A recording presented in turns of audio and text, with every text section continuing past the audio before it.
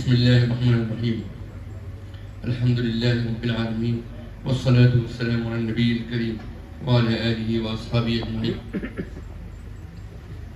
مجھے بہت خوشی ہے اس بات کی کہ میں آج آپ سب حضرات کے سامنے اس پروگرام میں حاضر ہوں۔ یہ چاروں پروگرام میں میری شرکت کی کوشش رہی ہے۔ میں دلی والے پروگرام میں موجود تھا، بامبے والے پروگرام میں موجود تھا، اور آج اس پروگرام کے اندر بھی میں موجود ہوں۔ اور کرناٹکا والے پروگرام میں، بنگلور کے پروگرام میں تاریخیں ٹکرا گئی تھیں۔ جس دن پروٹیسٹ تھا وجے واڑہ میں، اسی دن یہ پروگرام بھی تھا بنگلور کے اندر۔ تو اس میں ہمارا مشورہ ہوا کہ ڈاکٹر قاسم مسعود الیاس صاحب اس پروگرام میں شریک رہیں گے، اور میں وجے واڑہ چلا گیا تھا۔ بہرحال ہم سب آپ کے ساتھ میں ہیں اور آپ سب ہمارے ساتھ میں ہیں۔ یہی اس توقع کے ساتھ میں ہم سب لوگ مل کر جمع ہوئے ہیں۔ یہ اجتماع کوئی معمولی اجتماع نہیں ہے، یہ ملک کے مظلوموں کا اجتماع ہے، یہ دستور ہند کی حفاظت کرنے والوں کا اجتماع ہے، یہ ان لوگوں کا اجتماع ہے، ان لوگوں کا جمع ہونا ہے جن کو ان کے دستوری حقوق سے محروم کیا جا رہا ہے۔ آج کے اس اجتماع میں ہم جو فیصلہ کریں گے اور جو اسٹریٹجی بنائیں گے، جو لائحہ عمل بنائیں گے، انشاءاللہ ملک کی ترقی میں اور ملک میں امن و شانتی قائم رکھنے میں، امن و امان کے قیام میں میل کا پتھر ثابت ہوگا انشاءاللہ۔ ہم سب جانتے ہیں کہ ہمارا ملک آزادی کے بعد اپنی تاریخ کے سب سے سنگین دور سے گزر رہا ہے۔ اس ملک کی آزادی کے ہمارے ملک کے معماروں نے اس ملک کی بنیاد جمہوریت اور سیکولرزم پر رکھی تھی۔ آزادی کے بعد ہمارے قائدین کے سامنے جو سب سے بڑا چیلنج ایک ایسے جامع دستور کی تدوین تھا اور ایسے کانسٹیٹیوشن کو بنانا تھا جو تمام شہریوں کے تحفظ اور ترقی کو یقینی بنا سکے اور ان کو سیکورٹی فراہم کر سکے۔ چنانچہ بابا صاحب امبیڈکر کی قیادت میں دستور ساز اسمبلی نے ایک نیا دستور بنایا، آئین تشکیل کیا، کانسٹیٹیوشن کو مرتب کیا۔ اس دستور میں تمام شہریوں کو شخصی، مذہبی اور لسانی آزادی کی ضمانت دی گئی۔ تمام شہریوں کی جان، مال، عزت و آبرو کی حفاظت کا وعدہ کیا گیا۔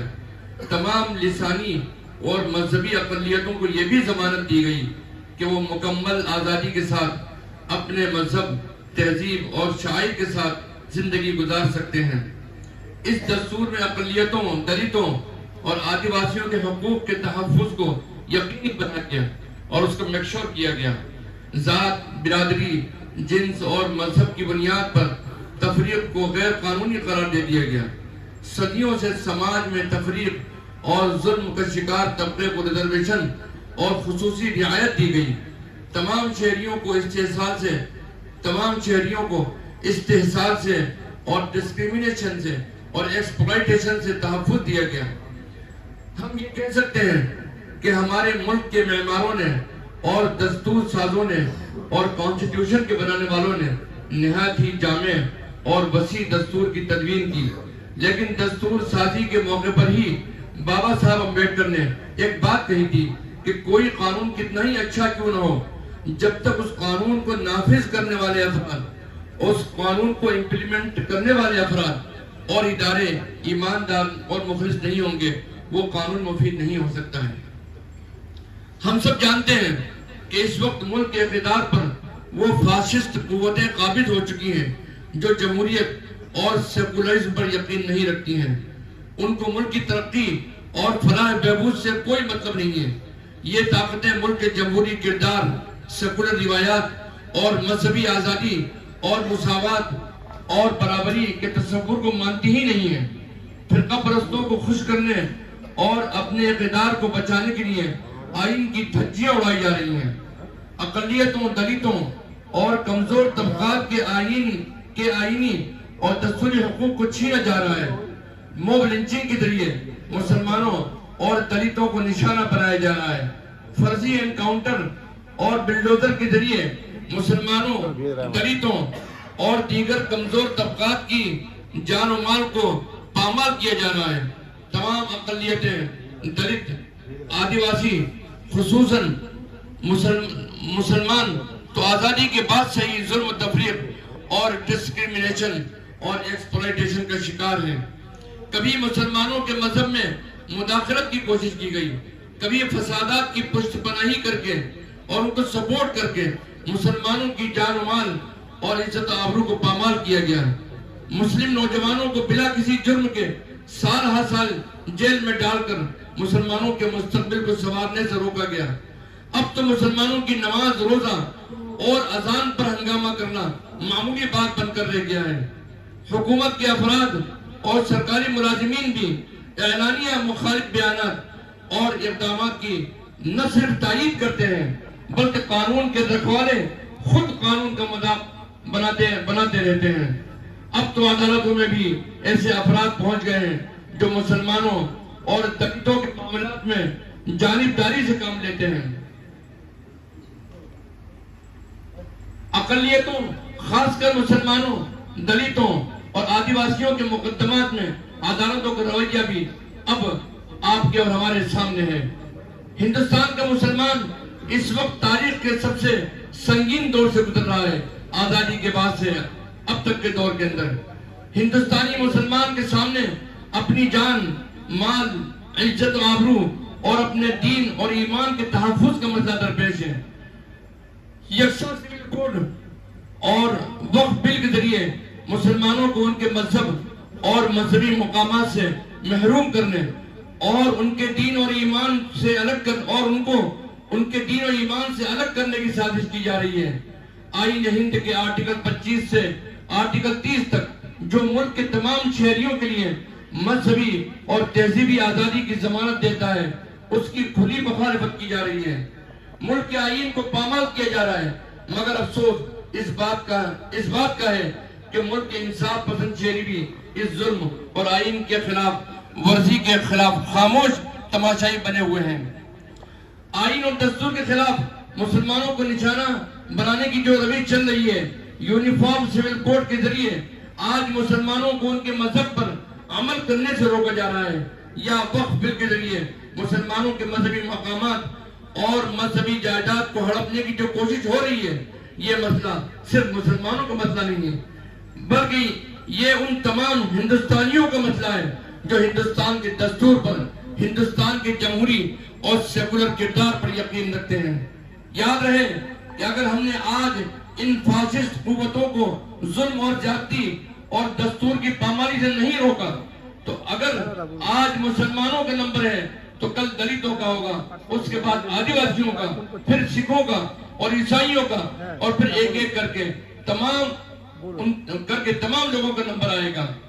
جب نازی مختلف گروہوں کو نشانہ بنا رہے تھے تو لوگ خاموش رہے، جب آخرکار ان کا نمبر آیا تو ان کے حق میں بولنے والا کوئی نہیں تھا۔ کسی شاعر نے خوب کہا ہے، جلتے گھر کو دیکھنے والوں، پھوس کا چھپر آپ کا ہے، آپ کے پیچھے تیز ہوا ہے، آگے مقدر آپ کا ہے۔ اس کے قتل پر میں بھی چپ تھا، میرا نمبر آپ آیا ہے، میرے قتل پہ آپ بھی چپ ہیں، اگلا نمبر آپ کا ہے۔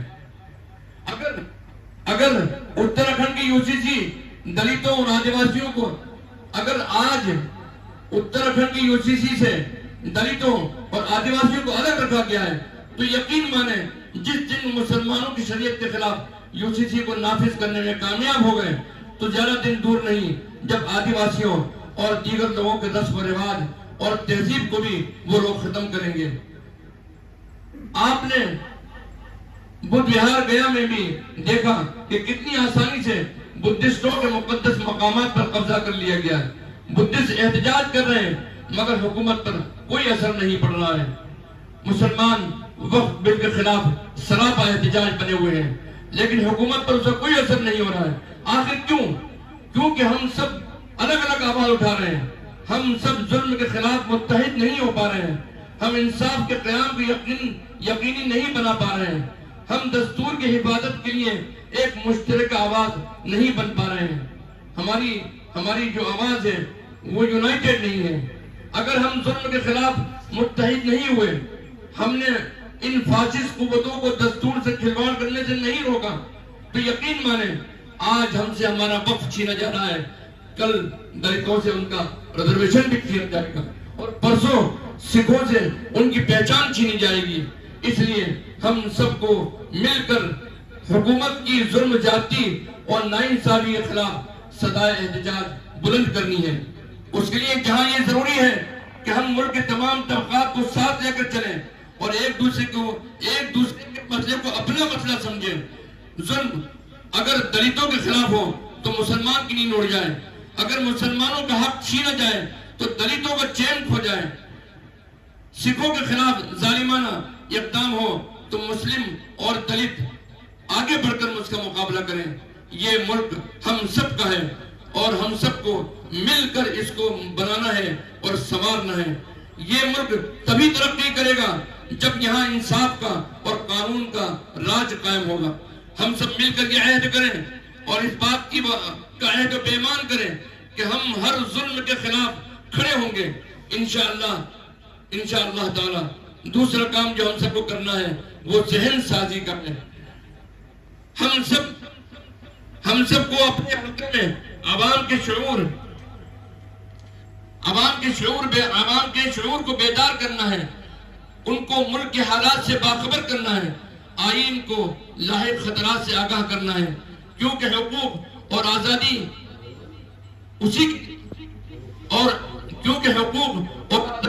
اسی کی چھینے جاتے ہیں جو خواب غفلت میں بے خبر پڑے رہتے ہیں۔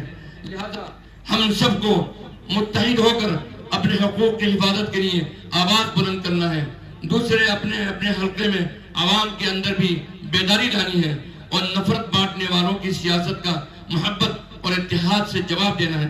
ہم اللہ سے دعا کرتے ہیں کہ ہماری اور آپ کی اس ملی جلی کوششوں کو قبول کرے اور اس ملک میں امن اور امان قائم کرے، اس ملک میں انصاف اور قانون کی بالادستی قائم کرے اور ہمارے ملک کو ترقیات سے نوازے۔